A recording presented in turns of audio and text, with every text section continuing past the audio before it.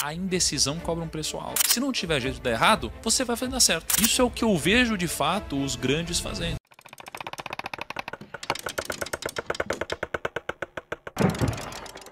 Eu tinha atingido minha liberdade financeira com 26, 27 anos, foi cedo. E aí eu comecei a pensar, caramba, cara, como que eu consegui atingir minha liberdade financeira, né? Porque, por mais que eu tivesse tido muito amor na minha vida, eu tive muito perrengue também. Então eu era o cara que eu trabalhei como barman, como garçom, né? E eu lembro que no momento que os meus amigos estavam indo nas festas para se divertir, né? Então eu lembro que eu trabalhava mais do que todas as pessoas que estavam ao meu redor, né? E a maioria das pessoas não se preocupavam com isso. No final de semana eu trabalhava, a maioria não se preocupava com isso. Então eu tive um momento muito difícil na minha vida em relação a esforço, em horas de trabalho. E chegou um belo momento que eu atingi minha liberdade financeira. Eu falei, caramba, peraí. Com certeza eu dei algum tipo de sorte, mas eu devo ter feito alguma coisa certa também para ter atingido minha liberdade financeira tão cedo em relação às outras pessoas. E comecei a estudar na época. E uma das pessoas que eu estudei tinha sido Napoleão Hill. Não, Napoleão Hill foi um cara que estudou sobre riqueza na época dele, né, no tempo dele, só que num tempo onde não existia internet. E aí eu me questionei, poxa, será que existe algum motivo do porquê as pessoas prosperam? E eu pensei, como temos acesso à internet hoje, imagina como a gente não pode fazer uma análise muito mais quantitativa do que ele fez na época dele. E aí foi daí que a gente começou a ir em busca do porquê algumas pessoas prosperam e outras não. Será que existe um código? Um dos primeiros grandes nomes que tinha conseguido tinha sido Chris Gardner. Na época da escola de vocês, tinha aquela aula onde a professora faltava e todo mundo assistia filme? Tinha, não tinha? Na minha também. E aí era sempre o mesmo filme, cara. A Procura da Felicidade. Era o mesmo filme, cara. Era sempre esse mesmo filme. E aí, mais pra frente, talvez por uma inspiração disso ou por um acaso, eu virei um assessor de investimentos. Que era exatamente o que o Chris Gardner fazia no filme A Procura da Felicidade. E eu virei justamente isso aqui no Brasil. Então ele era um dos meus grandes ídolos.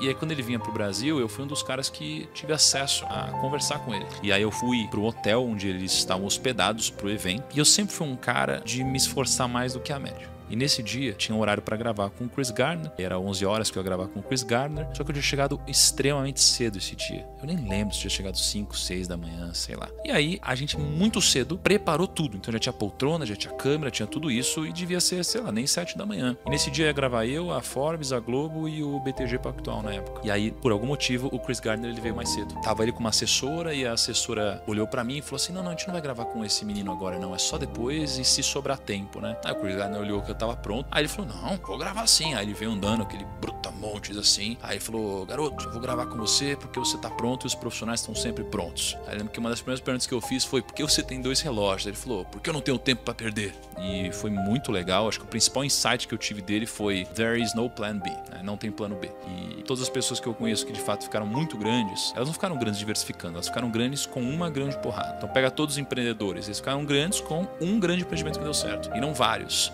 O que eu percebi é que as pessoas, elas não devem diversificar o seu trabalho, mas devem diversificar o seu patrimônio. São coisas diferentes. Isso. Os judeus, eles têm uma passagem que é a passagem de quando eles ensinam como investir o capital. E aí eu decidi me aprofundar nisso. E aí eu liguei hoje pro Rabino Dudu, e aí ele pegou a Torá, e ele abriu lá. Cara, é uma loucura, assim. E aí ele começou a interpretar pra mim tudo isso, e os judeus, eles representam 0,2% da população, e eles têm eles têm quase 1,5% da riqueza mundial. Então assim, eles são muito ricos por cabeça, mais do que qualquer outra religião, né? E tem algum motivo do porquê eles são muito ricos. Quando a gente foi estudar os princípios, né, judaicos, pensa que os judeus, eles acreditam, né, que os primeiros 5 livros da Bíblia são o Pentateuco, e aí, além disso, você tem a Talmud, que é uma coletânea, né, de livros que falam sobre lei, ética, moral e etc. Um desses livros tem um capítulo específico onde conta-se uma história. E nessa história é muito interessante que diz o seguinte, eles estão falando sobre leis. Estava escrito o seguinte, se você deixa um dinheiro seu na mão de alguém para cuidar, e essa pessoa perde o dinheiro que você deixou na mão dessa pessoa para cuidar, essa pessoa, ela está certa ou errada em ter perdido o seu dinheiro? Então, olha que interessante. O livro fala que depende. Ele diz assim, ó, se eu deixei meu dinheiro com você e você foi negligente, então se você pegou o dinheiro e você deixou na mão de uma criança, ou você pegou, amarrou, jogou para trás aqui, e você perdeu o dinheiro, você é o culpado. Então alguma coisa ruim tem que acontecer com você. Se você pegou esse dinheiro e você guardou da forma correta, mas alguém veio e te assaltou, você não é culpado. Se você fez tudo certo e você foi roubado, aí você não é culpado, tá? É isso que tá escrito lá. Só que aí, ele diz o seguinte, poxa, mas eu poderia ter dado esse dinheiro para uma criança. Em outras palavras, ele está dizendo assim, você poderia ter sido negligente. Mas o que mais eu poderia ter feito? Aí o rabino responde para ele, você poderia ter amarrado esse dinheiro na sua mão. Aí fala, amarrado esse dinheiro na sua mão? E aí depois ele explica o que é amarrar o dinheiro na sua mão. Ele diz, amarrar o dinheiro na sua mão seria como você pegar 1/3 do seu patrimônio e você enterrar embaixo da terra. 1/3 do seu patrimônio e você investir em negócios. E 1/3 do seu patrimônio e deixar esse dinheiro não, e deixar essas posses abaixo da sua sua mão. Então ele diz, basicamente, que para o seu capital, você deveria diversificá-lo dessas 3 formas: terras, negócios e posses que estejam abaixo da sua mão. Ou seja, real estate, ações e reserva de valor. Então é muito interessante quando a gente fala sobre diversificação e quando o Chris Gardner fala sobre plano A, que eu vejo que o que te enriquece é o trabalho. Então no trabalho não existe espaço para plano B, C, D, é um único plano. Por quê? Porque se não tiver jeito de dar errado, você vai fazer dar certo, tá?